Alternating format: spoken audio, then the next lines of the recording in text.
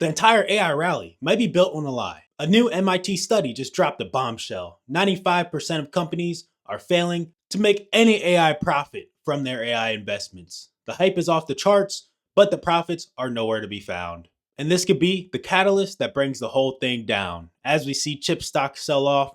But honestly, yesterday looked a little bit normal. We're going to be talking about all of this a little bit later, show you guys why you shouldn't really be tripping about the current market sell off, and a key event that starts today that could change it all. Without further ado, you guys don't want to miss anything in this video, so let's get started. So first off, let's start off with something big. Tom Lee believes the S&P 500 could reach as high as 7,000 if two key conditions are met. One, the Federal Reserve cuts interest rates. After a long pause, a rate cut from the Fed is seen as a positive catalyst for the economy and the stock market overall. And then two, the ISM Manufacturing Index recovers to above 50. A recovery in the manufacturing sector, as indicated by the ISM Index moving above 50, would signal economic expansion. But back to the charts from yesterday. Honestly, man, we kind of seen a fatter sell-off, and honestly, a sell-off on steroids yesterday, with key stocks like Nvidia, Apple, and Apple is still continuing that rally down. We're going to be talking more about Apple a little bit later, Tesla, and just a lot. But honestly, yesterday did look a little bit more normal as we see Nvidia recover all of the losses by market end. With that all being said, just like we've seen here, we've seen a big sell-off, and honestly, the buyers didn't even step in at all. Buyers were losing the whole day. But yesterday, we did see the market kind of recover and start recovering slowly, and then finally make back all the losses that we had. With that being said, though, this is one thing that I want to cover later on. So showing that, even if we have a big sell-off, you guys shouldn't really trip because normally we recover and go back past all-time highs. But with the market conditions and everything going on, we might not hit all-time highs as soon as we think, and we might have another sell-off coming out soon. So something starting today, Thursday, August 21st, 2025. We do have the Jackson Hole this week, and it's going to be a wild one. With all eyes on this event, so we do see more green than red, but we can still get a red day with the Jackson Hole, especially with the tariffs in the picture, the new president, and way more things that can make this more bearish than we thought. Also with the Fed minutes, they kind of said that they would see some inflation with tariffs and they want to be patient, so we can potentially see this said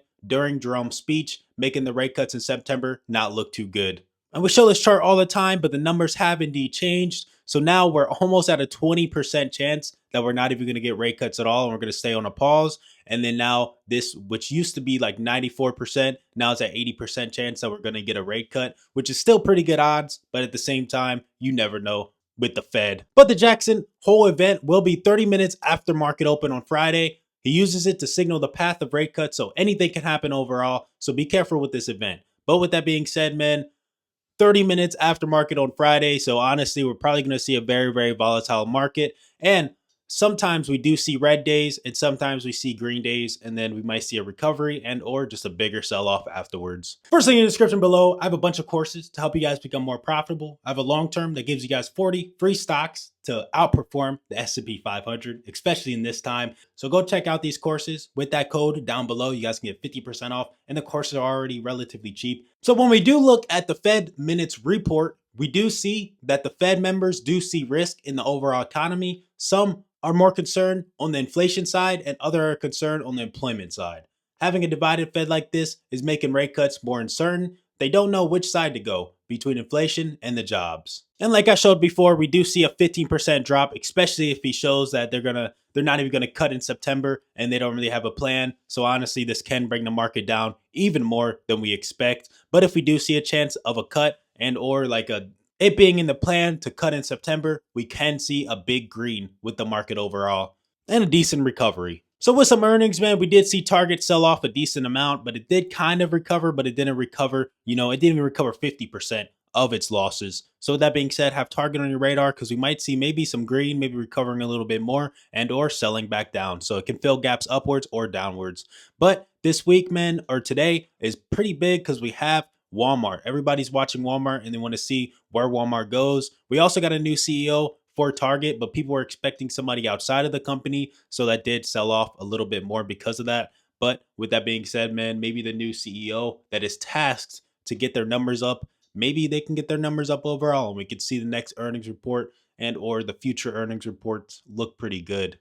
But for some big events, we do got the Jackson Hole beginning today, but no speeches from Jerome. That is on Friday. 10 a.m., 30 minutes after market opens, like I showed before. But today, 30 or an hour before market opens, we do got initial jobless claims that can move the stock market overall, maybe show a decent direction with how these numbers print. We do got some surveys coming out. The PMI also, PMI can move the market, but this is going to be 15 minutes after market opens. We got existing home sales and US leading economic indicators. So all of these can move the market. I think today is one of the biggest days of the week overall, except for tomorrow, the speech, of course, but keep all of this on your radar for today. So the S&P 500 isn't really looking too bad. I think where we will look a little bit more bearish is if we break below that 629 level, which is a big level, but we have been breaking through some big supports on the overall SPY. We were stuck and still beating all-time highs, but still, as we've seen the past couple of days, we had a decent sell-off and slowing at that 629, which is a big level to watch overall.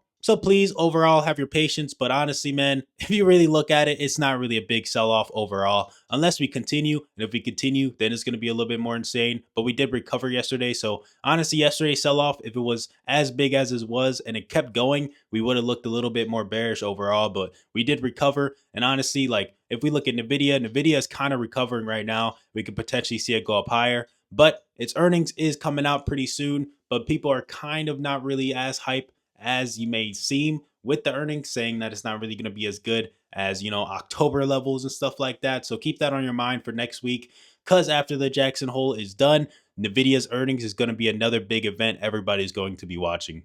So like I said before, an MIT study shows that 95% of companies fail to show profit from their AI investments. This is bringing AI stocks down overall and chip stocks as well. Maybe investors had too much FOMO betting big on AI. With that being said, Apple did say that they wanted to have their patience getting in AI, and maybe this can work in their favor in the future. But right now, we are seeing some headlines with Apple and Google's new phone that we're going to be talking about a little bit later. But I just wanted to show this because honestly, like I said before, man, like the patience, and honestly, it's probably going to take a little bit to like show some profits because AI is honestly still new and it's still pretty expensive to implement into your company. So Apple waiting is pretty good because then they could probably get the AI for cheaper and when everything's already established. And honestly, in my opinion, man, like having AI on your phone is pretty dope. I'm not going to lie. I've been using it a little bit, especially basically like Siri, but Gemini, I guess, on Google is honestly pretty dope to ask them questions and they respond to you, and then you can have like an actual conversation. But honestly, man, that's like the only thing that I use AI for. I haven't really tried any other things. So honestly, for some people like me, I'm not really big on AI on phones. And if you really wanted your AI to be implemented on your iPhone, you can just download Gemini, ChatGPT, whatever you really wanted to, just external apps, how it's always been, and it still works the same basically. So Google did come out with their new Google Pixel 10, and honestly, it is kind of sick. It kind of looks like an iPhone without the bezels, I guess. But with that being said, they do have a folding phone, and honestly, this folding phone can kind of show you what iPhone's next foldable would look like, because it kind of just looks like an iPhone, a little bit more round, I guess to say, but honestly, it does literally look like an iPhone, in my opinion. But with that being said, man, we do have an article coming out saying that their AI is leaving Apple in the dust. Apple is still selling off pretty well, and Google is still selling off too. So this correlation can be related to Apple falling behind in AI. But honestly, with both stocks selling off, it might not be really big on why Apple's selling off right now.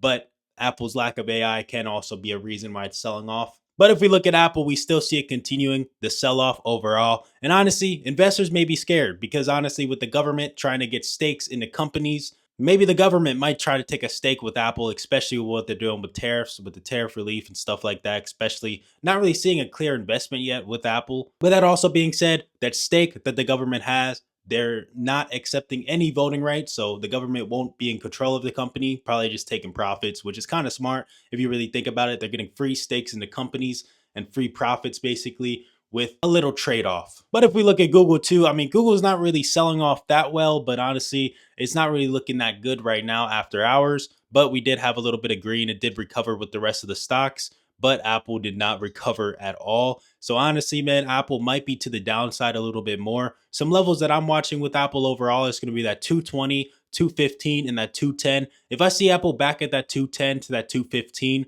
that might be my call option, my longer term call option, maybe for 2 to 3 months. And then honestly, man, if we can get another bullish catalyst, I think we can get back up to that 225 to that 230. So you can still make a decent amount of money, but especially if you can see it at that 210 to that 200. To that 200 would be insane, but honestly, with the sell-off that we're looking at right now, it is kind of moving a little bit slower. I want to see how it opens at stock market open. But with that being said, man, we might have a bigger sell-off overall with Apple. And honestly, man, this little bit of a recovery yesterday, honestly, we could still see a bigger sell-off with tech in general. With the anticipation of the Jackson Hole, especially if somebody invested down here, they're probably going to be taking their profits up here, especially at market open. So we might see a little bit of red, and or we might see it continue back up, maybe get back up to like the 180 level for NVIDIA. So please have your patience overall. So we also see that bankruptcy is surging right now. In the US, we've seen 446 large bankruptcy filings in 2025. This is 12% above the pandemic levels in 2020. And these levels are getting worse and worse. In July, we hit 71, which is highest since 2020. That is pretty insane. And seeing we are above the pandemic level overall is like kind of wild to see. And honestly, man, kind of worrying.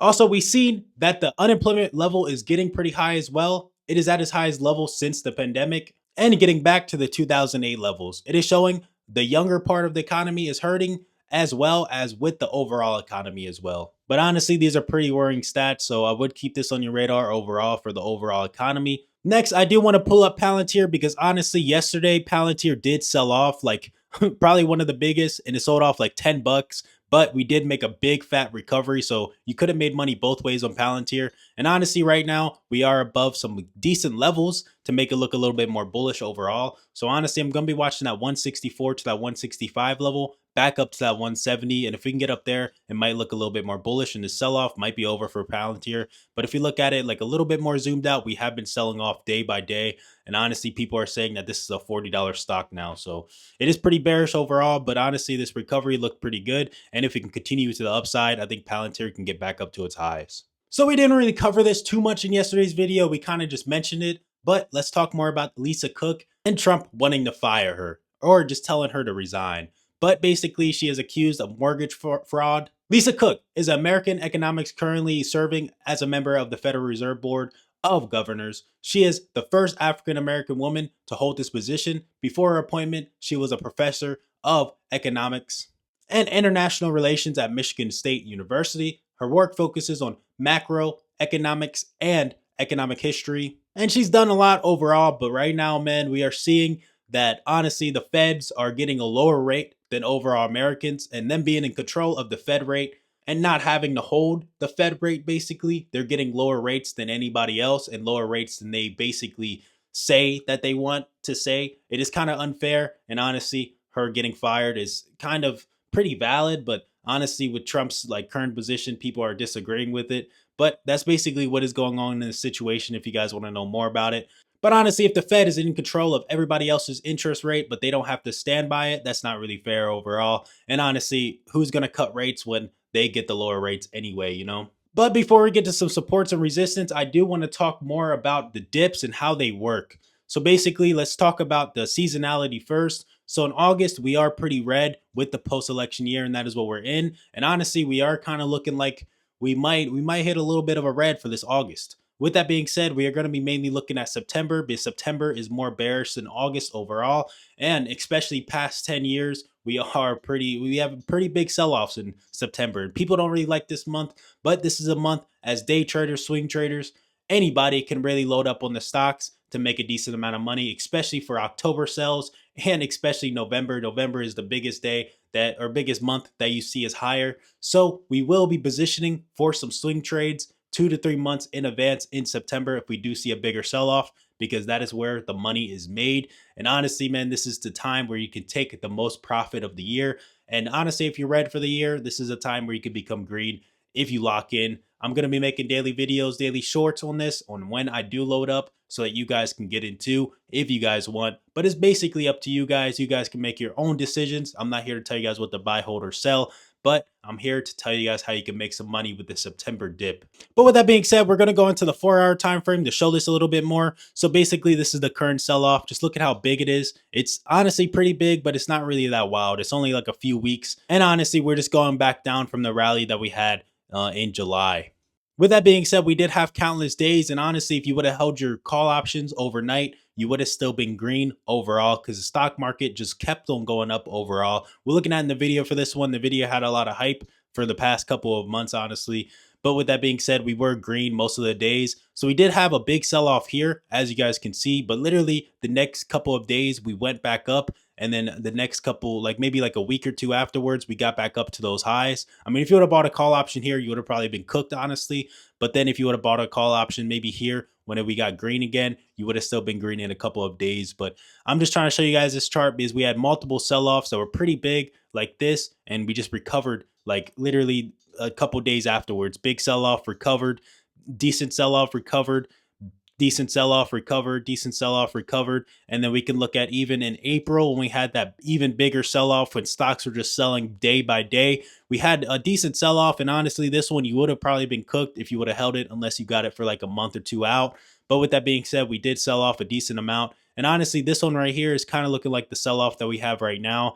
But I mean, we're already at the recovery phase right now. But honestly, sell off and then we recovered, sell off, then we recovered. And then if we zoom out even more, we see that we go back like past all-time highs afterwards. So honestly, man, just don't be too scared. But honestly, just position yourself so that you guys are not, getting same week options. I know a lot of people like those zero DTEs on SPY. That's not really smart right now, especially with the market that we're at right now. But honestly, if you get it a few weeks out to a few months out, you should be good with your option play. Just hold it. Honestly, I mean, you're going to be seeing some red sometimes, but honestly, we recover most of the time. And right now, we're kind of looking like a recovery, but it's not as strong as you may like think it is. But with that being said, we might even get past like some like the 180 level on Nvidia. But I just want to show you guys this just to show you guys that, when we do have a sell off, it does normally come back. So if you guys are into some longer term options and or you got some shares, honestly, I wouldn't really get out. And honestly, after that April sell, we've seen a lot of people selling off, a lot of people thinking that, stocks are going to go to zero. And then right after we got to that sell off, the sell-offs got pretty light. We've seen big sell-offs, but then people kept buying back right away and or staying into their position because they didn't want to miss out on what happened in April, because a lot of people just got out and then they realized that the stock market is going to recover anyway. So just don't be too scared overall. And honestly, man, let's get to some supports and resistance and some potential plays. I'm personally not trading today and or might not even trade tomorrow. We might do some swing trades overnight. But with that being said, we are kind of in that phase of the market where, Nvidia does look like it can go up, but then, it can open up and then sell off. So we're kind of in that phase of the market where we don't really have any good news and we don't have any bad news. It's just kind of like neutral, so the market can move either way. So that's why I'm not personally trading. But I might make some day trades if some things like happen. Like yesterday, we made a day trade put option right at market open because we've seen that big sell-off happening once again. And then I kind of just thought the sell-off was going to continue. And we sold at around that 170.7 level, just taking some profits, getting out for the rest of the day. And honestly, man, trading was done after that. With that being said, we did have that recovery, which was kind of insane. So dip buys can be in play, especially if we sell off. One level that I'm going to be watching is that 169 level. If we break below that, we're going to look a little bit more bearish and I would not get into a play. But if I see it sell off, maybe even to that 170, that 169 level, and we recover a decent amount like we did yesterday, I might get into a late call option and then just ride it up just a little bit, maybe like $1 in the money and then sell it. Right now, we're not looking for big profits. We're just looking for some decent trades. So that's what I'm mainly looking for Nvidia is that 170 to that 169 level and seeing if we make a fat recovery and it's positioned to look a little bit more bullish for the rest of the day. That is where I'm going to be looking. Apple, I'm going to be looking at it for the downside. I'm going to be watching, honestly, that 225. If you could break below that, have a clear break below that, and then have some good sellers come into play, that's when I'm probably going to play a put option there and then probably sell it maybe $1 in the money as well. I'm not really looking for big trades, but Apple is looking bearish overall and honestly not really looking too good. We're stuck in this range, finally sold off. And then honestly, let's see how it happens. It was holding up the first day when we had that big sell-off. It was holding up, sold off, but then came back, sold off, came back, and then finally met some lows towards the end of the day. But honestly, I thought Apple was going to be that one stock that held up pretty strong. But now I'm going to be watching Apple at that 220 to that 215, and then call options definitely at that 210 level. This is kind of wild to say, but I am watching Palantir a little bit as well. If we start having another sell-off, maybe break below that 154 level, we might do a little put option there, maybe for another $1, like I said, and then sell it. Maybe $2 for Palantir because Palantir is moving pretty wild right now. And then, especially if we beat the lows, maybe 140, go down below 140, I might do a longer term put option, especially for September.